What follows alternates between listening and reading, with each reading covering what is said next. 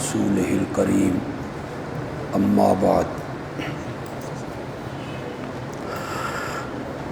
کل کے سبق میں بڑی تفصیل کے ساتھ میں نے الہ کا مفہوم اور عبادت کی جامع معنی تعریف آپ کے سامنے بیان کی۔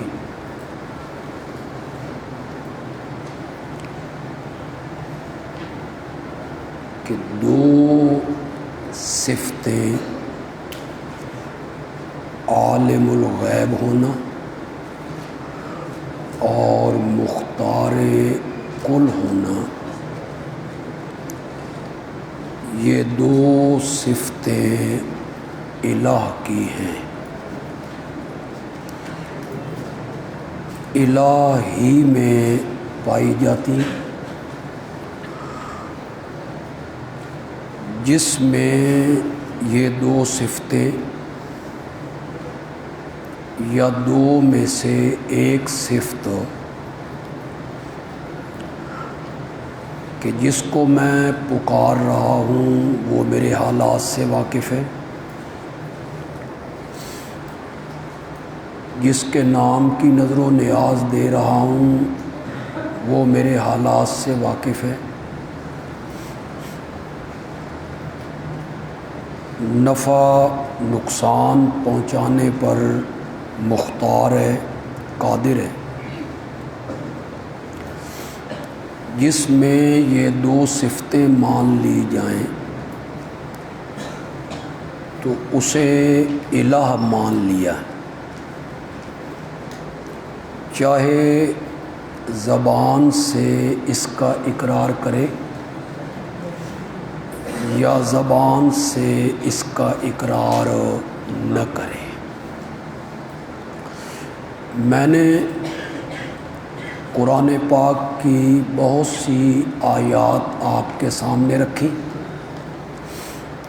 جن سے یہ واضح ہو رہا تھا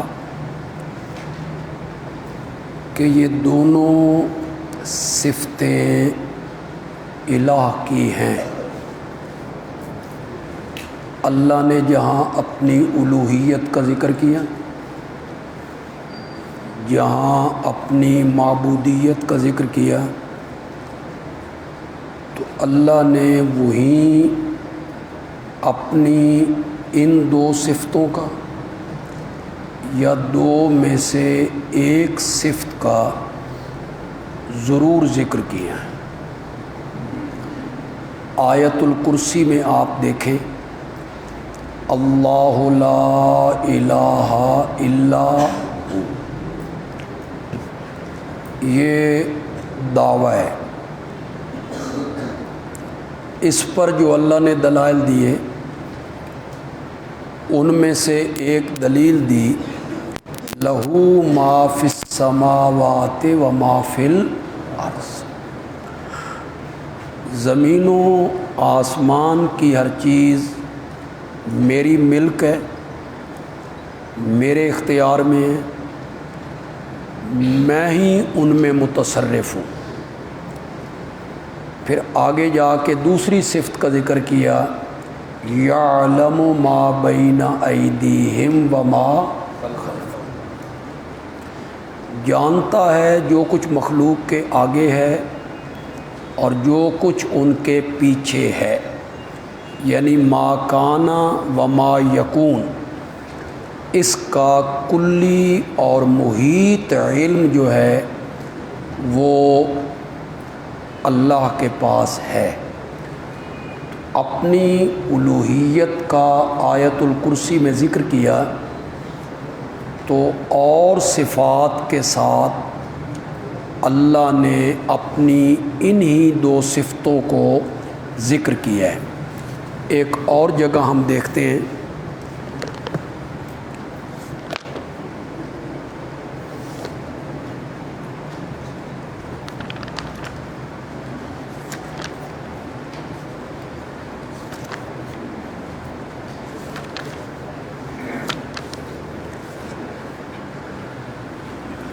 صفحہ نمبر ہے 241.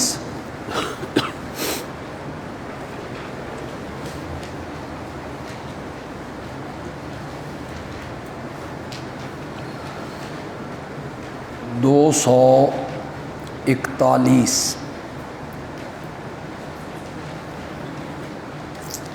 14واں پارہ ہے. سورت کا نام ہے سورۃ النحل.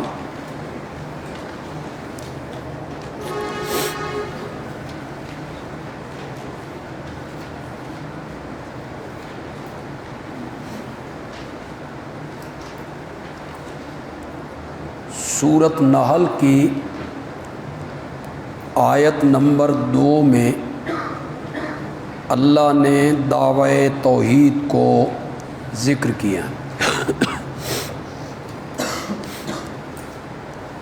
ينزل الملائکۃ بالروح. معنی کریں گے اتارتا رہا ہے.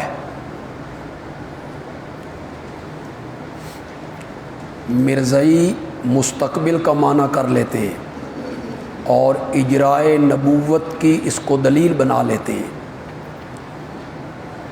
کہ آگے بھی فرشتوں کو اتارے گا. یہ معنی نہیں ہے. معنی کریں گے اتارتا رہا ہے فرشتوں کو بالروح، سات روح کے. الروح الوحی.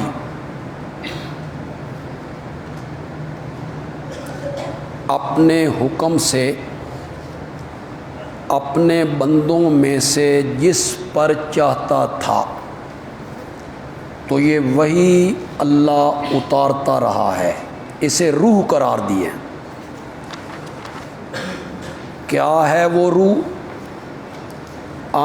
انذروا انہ لا الہ الا انا،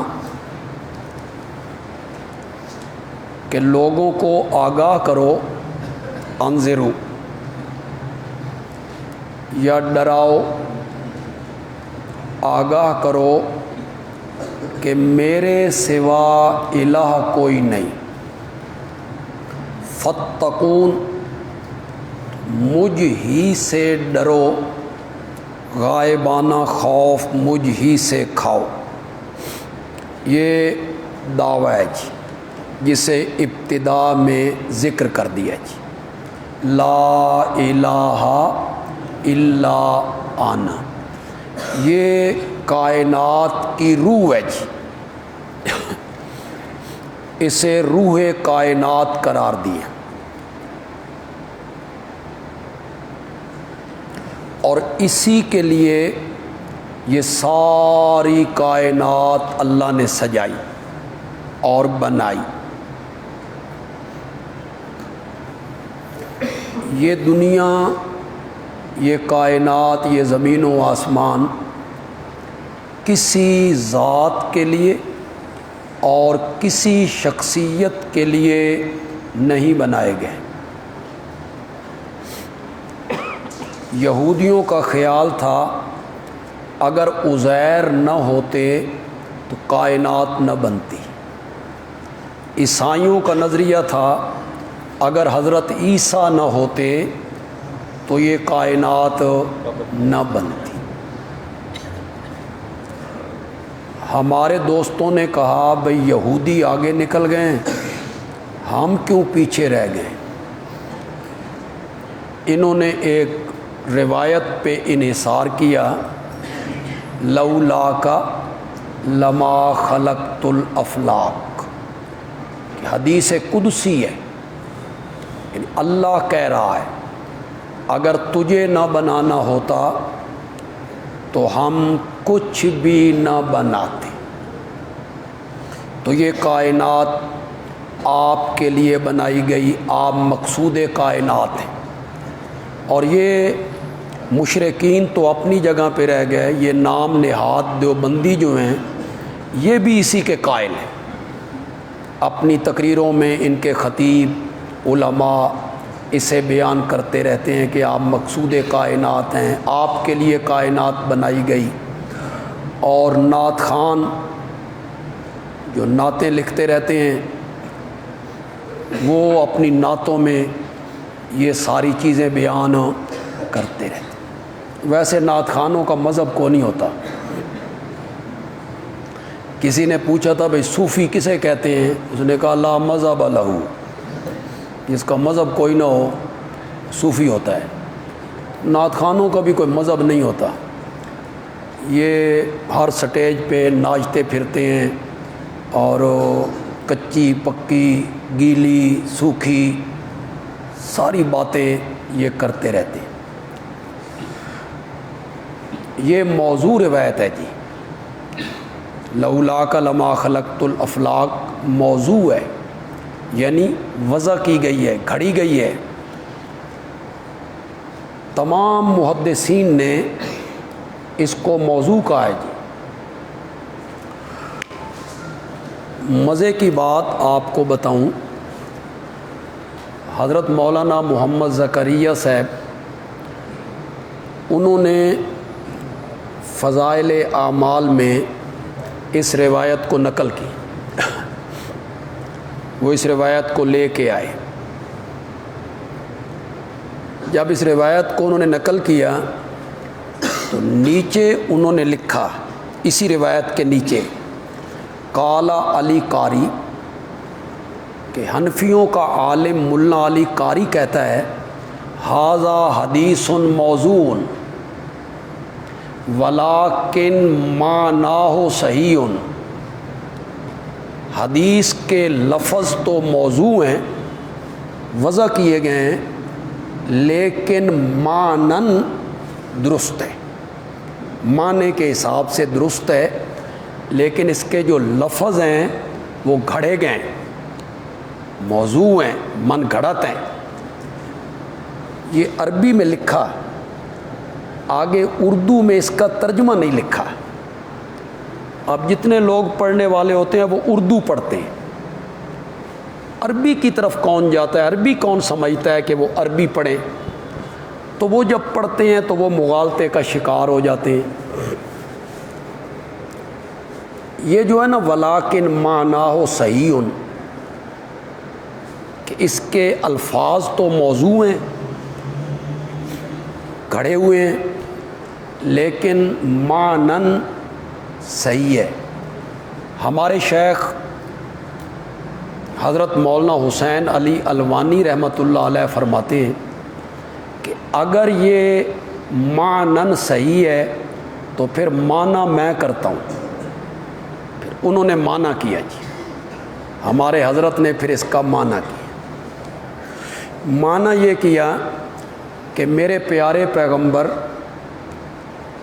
اگر میں نے تجھے پیدا کر کے اور تیرے سر پہ نبوت کا تاج سجا کے تیری زبان مقدس سے اپنی توحید بیان نہ کروانی ہوتی تو ہم اس کائنات کو پیدا ہی نہ کرتے۔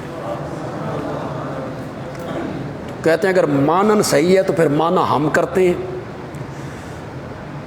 تو یہ روح کائنات جو ہے وہ کیا ہے؟ لا الہ الا اللہ، یہ ہے کائنات کی روح، اور یہ ہے باعث تخلیق کائنات۔ اس کے لیے یہ پوری کائنات سجائی گئی ہے۔ جب یہ دعویٰ پیش ہو گیا سورۃ نحل میں، اس کے بعد 2 رکوعوں میں اللہ نے دلائل کی بارش برسا دی۔ اللہ اکبر۔ اب میرے پاس وقت نہیں کہ میں سارا ترجمہ کرتا چلاؤں، آپ سارے پڑھے لکھے ہیں، ترجمہ آپ جانتے ہیں، بس میں وہ معنی بیان کرتا چلا جاؤں گا، آپ آگے آگے چلتے جائیں۔ آسمان و زمین کو پیدا کیا، یہ میرے متصرف ہونے کی دلیل ہے۔ انسان کو ایک گندے پانی کے قطرے سے بنایا، یہ میرے قادر ہونے کی دلیل ہے۔ مختلف قسم کے چوپایوں کو ہم نے پیدا کیا، ان میں تمہارے لیے بڑے نفع ہیں۔ کچھ جانور ایسے ہیں جن کا گوشت تم کھاتے ہو، اور کچھ جانور ایسے ہیں جو تمہارا مال ادھر سے ادھر ادھر سے ادھر پہنچاتے ہیں اور تمہیں سہولت اور آرام ملتا ہے۔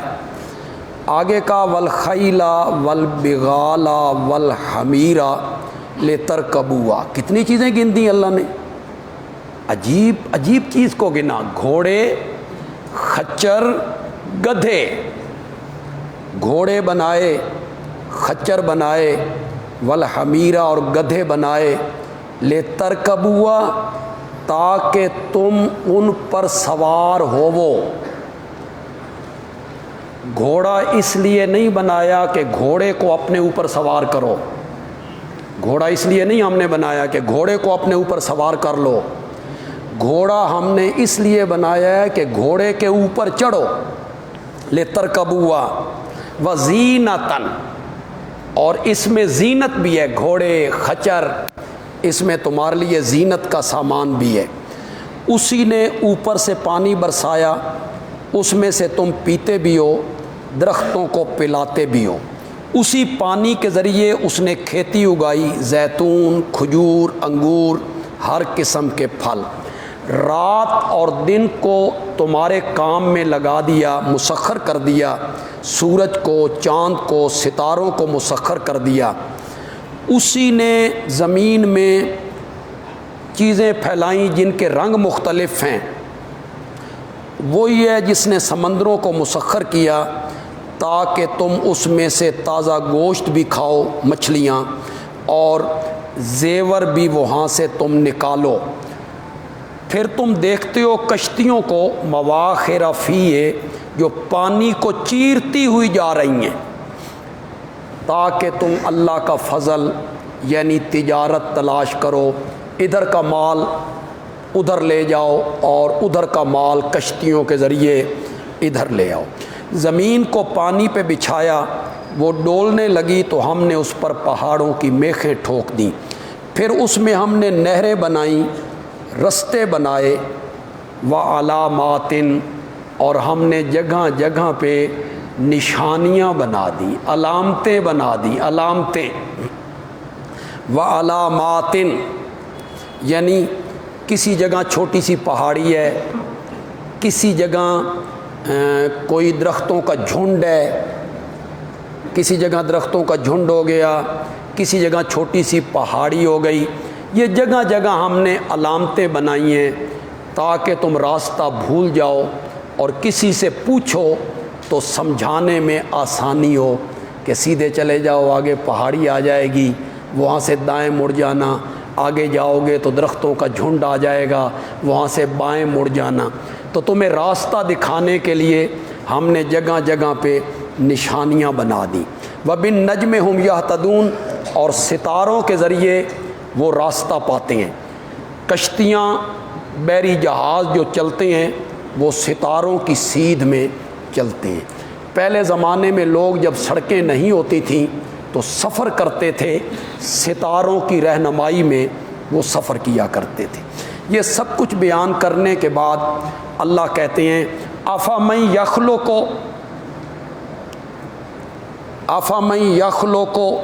کل شیء کمن لا یخلق شیئا، کیا پس وہ ہستی جس نے سب کچھ پیدا کیا ہے وہ ان کے برابر ہو سکتا ہے جنہوں نے کچھ بھی نہیں بنایا؟ ایک طرف تمہارے مشکل کشا ہیں جنہوں نے کچھ بھی نہیں بنایا، ایک طرف میں ہوں جس نے اتنی چیزیں بنا دیں جو ہم نے پیچھے گنی ہیں۔ آگے اللہ کہتے ہیں وَإِن تَعُدُّوا نِعْمَتَ اللَّهِ لَا تُحْصُوهَا، میں نے اپنی نعمتیں گنی ہیں، میں نے اپنی نعمتیں، میں ساری نعمتیں کیسے گن سکتا ہوں؟ اگر تم گننا چاہو اللہ کی نعمتوں کو، لا تحصوها، تو تم ان کو شمار نہیں کر سکتے۔ اتنی نعمتیں ہیں جو ہم نے تمہارے لیے بنائی ہیں، پیدا کی ہیں۔ یہ جتنی دلیلیں ہیں، جتنا میں نے ترجمہ کیا ہے، یہ ایک شک کو ثابت کر رہی ہیں، قادر اللہ ہے، متصرف اللہ ہے، مختار اللہ ہے، سب کچھ کرنے والا اللہ ہے، خالق، مالک، رازق، اللہ ہے۔ اس شک کو ان سارے دلائل نے ثابت کیا۔ بڑا عجیب انداز ہے، اور اللہ تعالیٰ جب اپنی الوہیت کا ذکر کرتے ہیں، پھر مولانا حسین علی رحمۃ اللہ علیہ نے جس طرح اس کو سمجھا اور بیان کیا اور اس کی کنہ اور حقیقت تک پہنچے، تو وہ اپنی مثال آپ ہے۔ آگے اللہ کہتے ہیں واللہ یعلم ما تسرون وما تعلنون۔ یہ تو ہماری قدرت کی بات تھی، اب تمہیں اپنے علم کی بات بتائیں۔ واللہ یعلم، اور اللہ جانتا ہے جو کچھ تم چھپاتے ہو، وما تعلنون، اور جو کچھ تم، یہ کون سی شک آ گئی؟ دوسری شک۔ عالم الغیب بھی میں ہوں۔ تو کتنی شکیں تھیں، کتنی صفتیں تھیں الہ کی؟ دو۔ مختار کل بھی میں ہوں اور عالم الغیب بھی میں ہوں۔ یہ ذکر کرنے کے بعد آگے اللہ نے تھوڑا سا منفی رنگ اختیار کیا ہے جی۔ والذین یدعون من دون اللہ لا یخلقون شیئا وہم یخلقون۔ میرے بارے میں سن لیا کہ میں خالق ہوں، رازق ہوں۔ ایک گندے پانی کے قطرے سے ہم نے انسان کو بنایا، جانور بنائے، جن کو وہ پکارتے ہیں اللہ کے سوا۔ لا یخلقون شیئا، انہوں نے کچھ بھی نہیں بنایا، وہم یخلقون، وہ خود بنائے گئے ہیں، یعنی وہ قادر نہیں۔ ایک صفت کی نفی ہو گئی، وہ مختار نہیں، وہ قادر نہیں، وہ متصرف نہیں، وہ کچھ نہیں بنا سکتے، ان کے اختیار میں کچھ نہیں ہے۔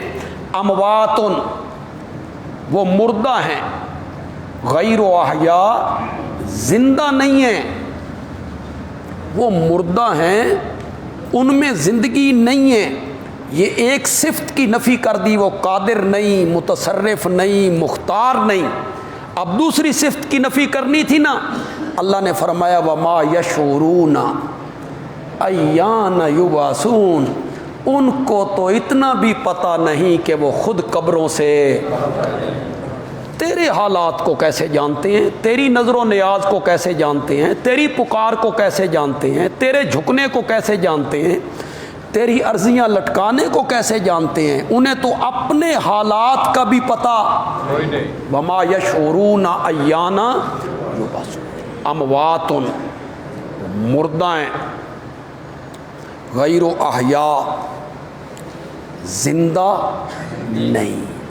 دیکھیں، موت اور حیات دو متضاد چیزیں۔ موت نام کس کا ہے؟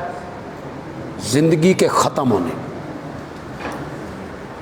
موت اور حیات اکٹھے نہیں ہو سکتے، جیسے دن رات اکٹھے نہیں ہو سکتے، دھوپ اور چھاؤں اکٹھے نہیں ہو سکتے۔ تو اموات جب کہہ لیا تھا، اس کا مطلب ہی یہ تھا کہ وہ زندہ نہیں ہے۔ اموات جو ہو گئے، مردہ جو ہو گئے، تو مردہ ہوتا ہی وہ ہے جو زندہ نہ ہو۔ لیکن اللہ نے اموات ان کے ساتھ غیر و احیاء بھی کہا۔ یہ غالباً اس لیے کہا کہ اللہ کو پتہ تھا بھئی لوگوں نے کہنا ہے ان کی موت اور ہے، ہماری موت فرق ہے جی۔ وہ نبی ہیں، ولی ہیں، شہید ہیں، نیک بندے ہیں، ان کی موت اور ہے اور ہماری موت اور ہے۔ اللہ نے فرمایا جیڑی موت مرضی مان لے، زندہ کوئی نے نہیں۔ اموات غیر احیاء، جیڑی موت تیری مرضی میں آتی ہے مان لے، لیکن میری یہ بات سن، غیر احیاء، وہ زندہ۔ کتنی واضح آیتیں ہیں، اور ان آیتوں کے مقابلے میں قصے، کہانیاں، روایتیں، بڑے بڑے لوگ، بڑے بڑے مفتی، بڑے بڑے محدث، بڑے بڑے شیخ الحدیث، کیا بریلوی، کیا دیوبندی، کہ وہ قبر پہ آئے اور انہوں نے کہا جی پہلے تو میں آپ کو سلام بھیجا کرتا تھا تو جواب آ جایا کرتا تھا، آج میں خود آیا ہوں، آج میں صرف جواب نہیں لینا، آج تو پھر آپ ہاتھ باہر نکالیں، مصافحہ کرنا ہے۔ پھر ہاتھ باہر نکلا، ان بزرگوں کے لیے ہاتھ باہر نکلا، 90,000 بندوں نے دیکھا۔ کتنے؟ نہ ایک بندہ گھٹ تے نہ ایک بندہ زیادہ، پورے 90,000۔ پتہ نہیں اس وقت یہ حساب کون کر رہا تھا، پورے 90,000 بندیاں ویکھے۔ 90,000 بندوں نے دیکھا کہ ہاتھ باہر نکلا اور ان بزرگوں نے اس ہاتھ کو تھاما۔ عجیب بات ہے، یہ ہاتھ سیدہ فاطمہ کے لیے نہیں نکلتا، جو کہتی ہیں صبت علیہ مصائب لو انہا صبت الایام سرنا لیالیا، رو رہی ہیں اپنے بابا کی جدائی میں، تو آپ نے ان کے سر پہ ہاتھ نہیں رکھا، بیٹا میں ہوں نا۔ یہ حضرت عائشہ کے لیے بھی نہیں نکلتا، حضرت حسین کے لیے بھی نہیں نکلتا، حضرت حسن کے لیے بھی نہیں نکلتا، صدیق اکبر کے لیے بھی نہیں نکلتا، کسی صحابی کے لیے بھی یہ ہاتھ باہر نہیں نکلتا۔ یہ سب جھوٹ ہے، گھڑی گئی ہیں یہ ساری باتیں، جن کا نہ سر نہ پیر نہ منہ نہ متھا، کچھ بھی نہیں ہے۔ قرآن جو کچھ کہہ رہا ہے وہی صحیح ہے، امواتن، وہ مردہ ہیں، غیر و احیاء، زندہ نہیں ہیں۔ وما یشعرون ایان یبعثون، ما یشعرون ایان یبعثون نے ان لوگوں کے منہ کو بند کیا جو کہتے ہیں یہ بتوں کے بارے میں ہے۔ یہی کہنا تھا نا انہوں نے کہ یہ بتوں کے بارے میں ہے۔ اللہ کہتے ہیں وما یشعرون ایان یبعثون، انہیں تو اتنا بھی پتہ نہیں کہ وہ قبروں سے، بتوں کا حشر نشر ہونا ہے، بتوں نے اٹھنا ہے، بڑے آرام سے کہہ دیتے ہیں بتوں کے بارے میں۔ پھر مزے کی بات آپ دیکھیں کیسے لوگوں کو خراب کیا جاتا ہے۔ کہتے ہیں یہ مرزائیوں کی دلیل ہے، یہ اشاعتی جو ہے نا یہ مرزائیوں والے استدلال کرتے ہیں۔ مرزے نے یہ استدلال کیا تھا حضرت عیسیٰ کی موت پر، حضرت عیسیٰ کی بھی عبادت کی گئی، پکار کی گئی، تو اللہ تعالیٰ کہتے ہیں جن کو پکارا گیا امواتن، وہ مردہ ہیں، زندہ نہیں ہیں۔ تو مرزے نے استدلال کیا اس آیت سے حضرت عیسیٰ کی موت پر، تو وہ کہتے ہیں یہ تو مرزائیوں والی دلیل ہے جو تم نے پکڑ لی ہے۔ ہم نے کہا اللہ تمہیں توفیق دے اور اللہ تمہیں حق بات دیکھنے اور سمجھنے کی اللہ توفیق عطا فرمائے۔ حکیم الامت مولانا اشرف علی تھانوی رحمۃ اللہ علیہ کا بیان القرآن ہی پڑھ لیتے، چلو زیادہ کتابیں آپ نہیں پڑھ سکتے، وہ کہیں سے میسر نہیں ہیں آپ کو، تو شیخ الاسلام مولانا شبیر احمد عثمانی رحمۃ اللہ علیہ کی تفسیر ہی پڑھو، تفسیر عثمانی اٹھاؤ، حضرت تھانوی صاحب نے کیا لکھا ہے اس آیت پہ، پھر حضرت عثمانی نے کیا لکھا ہے، انہوں نے اس کو نقل کیا، حضرت تھانوی نے کیا لکھا، دیکھیے حضرت تھانوی کیا لکھتے ہیں۔ حضرت تھانوی کہتے ہیں امواتن دوامن، ہمیشہ کے لیے اموات، جیسے بت جن میں کبھی زندگی تھی، امواتن دوامن، ہمیشہ کے لیے اموات، جیسے بت جن میں کبھی زندگی تھی نہیں، یا حالن، جیسے انبیاء اور اولیاء، حالن اس وقت جن پر موت آ چکی ہے، یا معالن، یا مستقبل کے لحاظ سے جس طرح عیسیٰ اور فرشتے، جس طرح عیسیٰ اور فرشتے کہ ایک دن انہوں نے بھی موت کا ذائقہ چکھا۔ یہ حضرت تھانوی نے لکھا، حضرت عثمانی نے لکھا امواتن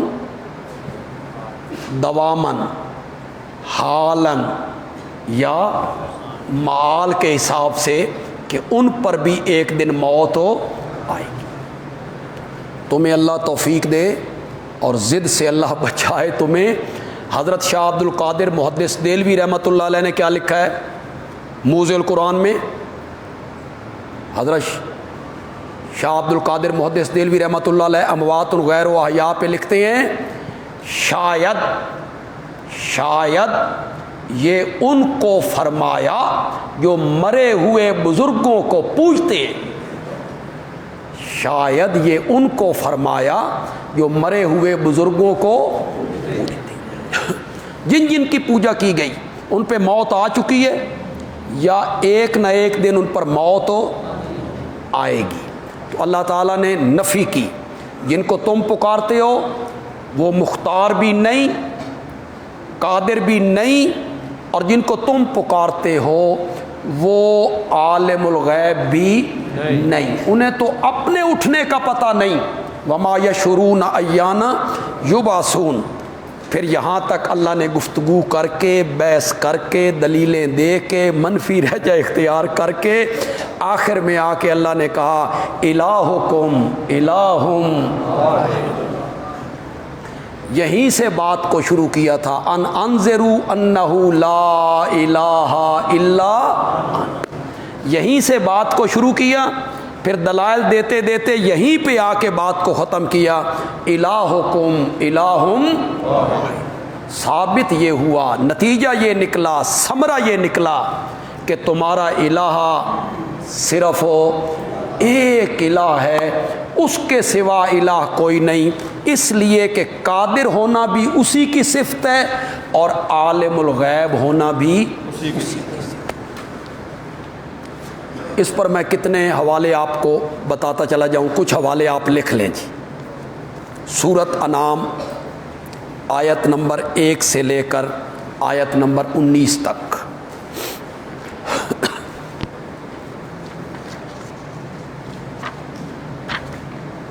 سورۃ مائدہ آیت نمبر 73،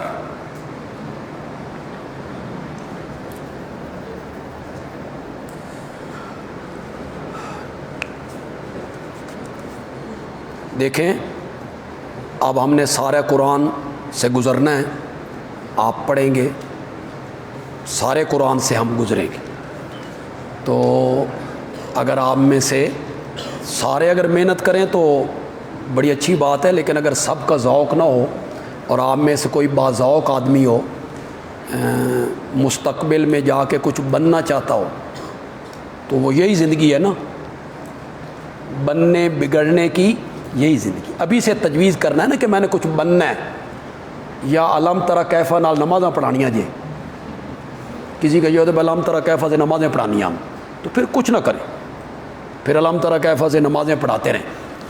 لیکن اگر کچھ بننا ہے، یعنی اچھا خطیب بننا ہے، اچھا مدرس بننا ہے، اچھا مصنف بننا ہے، اچھا محقق بننا ہے، مناظر بننا ہے، تو پھر ایک کام کریں، قرآن سے آپ گزر رہے ہیں، جس جس جگہ پہ اللہ کی الوہیت کے ذکر کے ساتھ یہ دونوں صفتیں یا ان میں سے ایک صفت آ رہی ہے، اس کو نوٹ کرتے چلے جائیں، نوٹ کرتے چلے جائیں۔ 50 آیتیں بنتی ہیں، 100 بنتی ہیں، 80 بنتی ہیں، اس کو آپ جمع کر سکتے ہیں، اس پر آپ ایک کتاب تصنیف کر سکتے ہیں۔ الہ کے لیے 2 شرطوں کا، 2 صفتوں کا ہونا ضروری ہے، اس پر آپ ان آیتوں کو پیش کر سکتے ہیں، اس پر تبصرہ بھی آپ کر سکتے ہیں۔ تو یہ تھوڑی سی محنت کریں۔ دیکھیں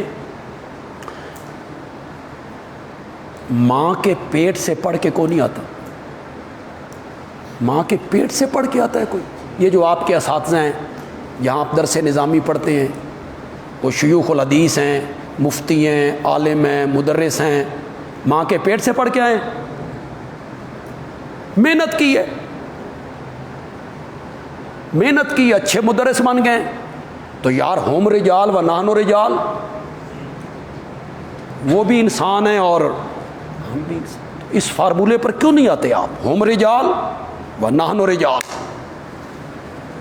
وہ بھی انسان ہیں، میں بھی انسان ہوں، وہ کچھ بن سکتے ہیں، میں کیوں نہیں بن سکتا؟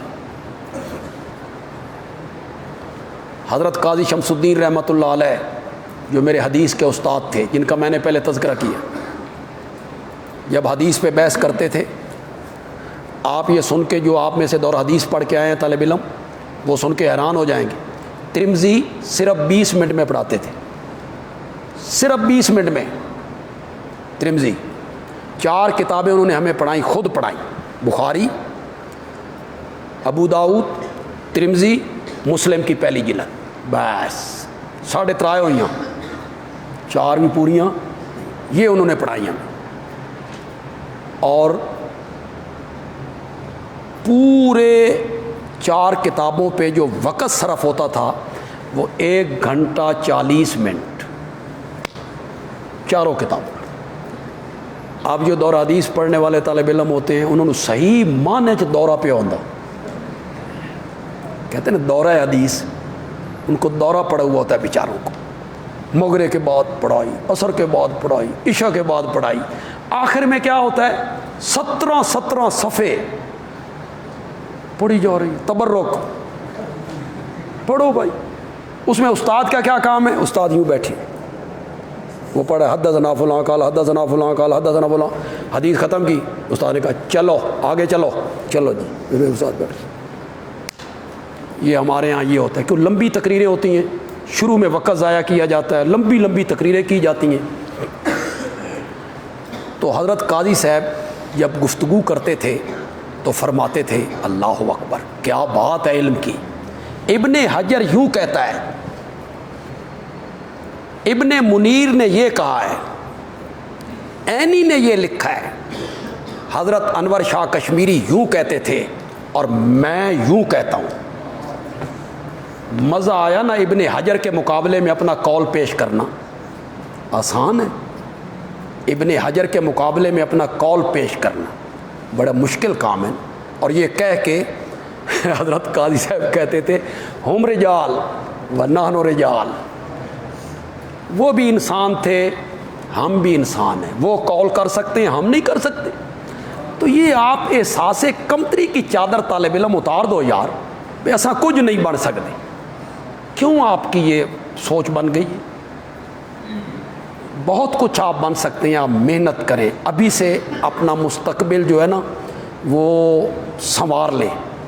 وہ ابھی سے آپ کے سامنے ہونا چاہیے کہ میں نے آگے جا کے یہ بننا ہے۔ شروع میں کیا ہوتا ہے؟ ہر خطیب شروع میں ابوالکلام آزاد بن جاتا ہے، شروع چو چبلا ماردہ، غلط تقریر کرتا ہے، غلط لفظ بولتا ہے۔ شروع میں آپ تحریر کریں گے، آپ اچھی تحریر نہیں کریں گے، وہ ٹوٹی ہوئی ہوگی، اس میں تسلسل نہیں ہوگا، لفظ صحیح نہیں ہوں گے۔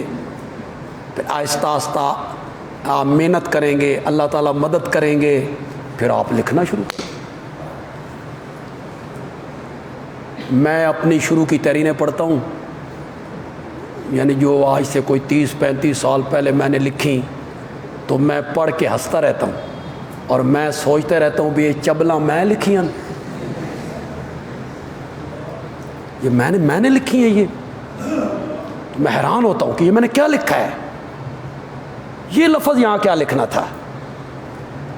اور اب آپ سن کے حیران ہوں گے، بھئی دنیا کا ہر لکھنے والا پہلے رف لکھتا ہے، رف لکھا، اس کو سنوارا، صحیح کیا، پھر اصل کاغذ پہ اتارا۔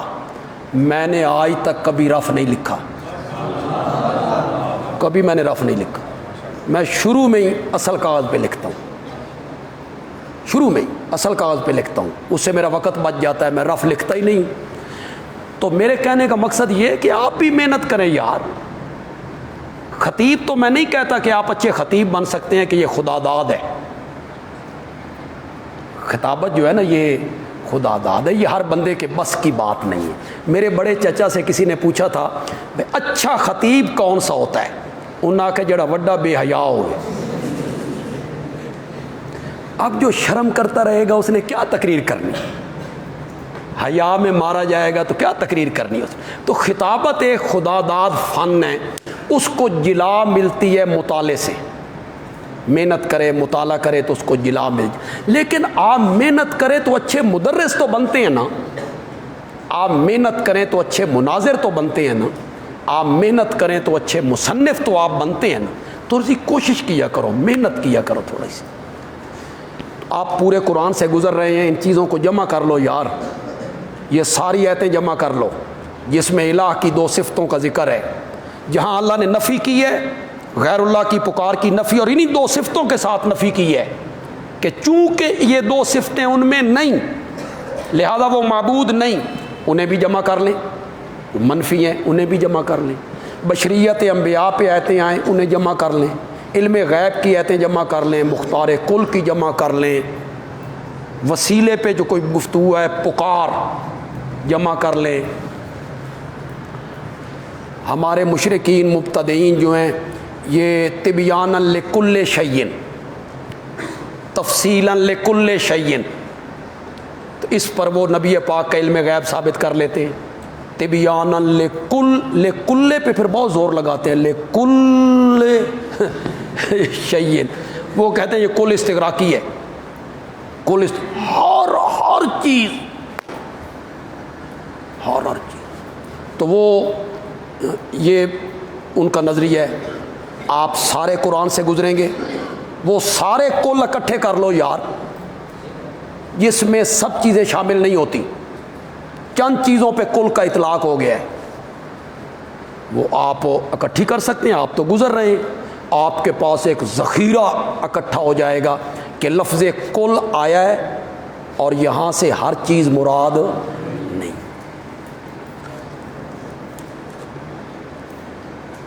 آئیں جی ایک جگہ آخر میں دیکھتے ہیں.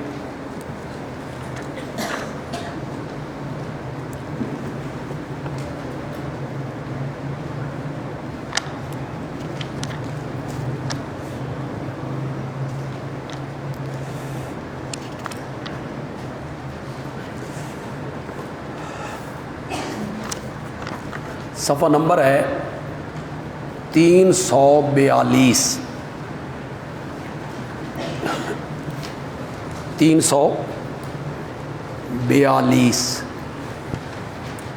یہ سورت نمل ہے، 19واں پارہ ہے جی. دیکھ لیں 300 ہے کہ 200 ہے.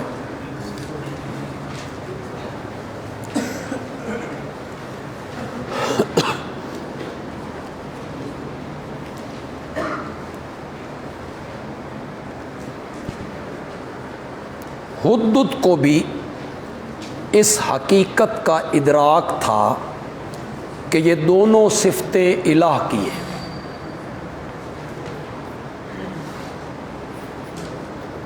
حدت کو بھی یہ ادراک تھا. حضرت سلیمان کے دربار سے غائب ہو گیا، انہوں نے حاضری لگائی، فرمایا مالی لا اری الحدد. یہ سورت نمل کی آیت نمبر 20. مجھے کیا ہو گیا ہے، میں حدت کو نہیں دیکھ رہا. ام کان من الغائبین، یا حدت بھی ان چیزوں میں سے ہو گیا ہے جو پہلے ہی مجھ سے غائب ہیں. نفی ہو رہی ہے حاضر ناظر ہونے کی اور حضرت سلیمان کے عالم الغیب ہونے کی. جو حاضر ناظر ہوتا ہے وہ یہی کہتا ہے کہ مجھے حدود نظر نہیں آ رہا.